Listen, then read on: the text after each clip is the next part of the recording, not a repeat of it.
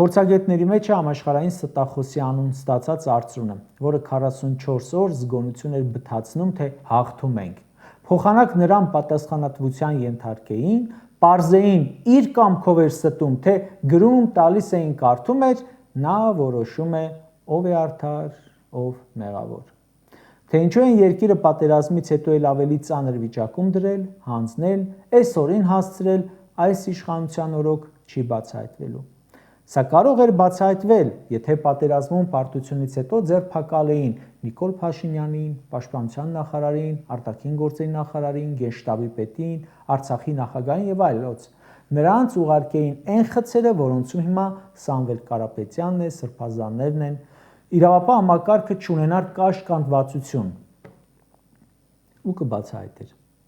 Այլապես, որ ՔՊ-ն քննում է պատերազմի ու պարտության պատճառները, դա նույնն է, որ օրինակ Հիտլերը երկրորդ համաշխարհայինում պարտությունից հետո թույն չխմեր,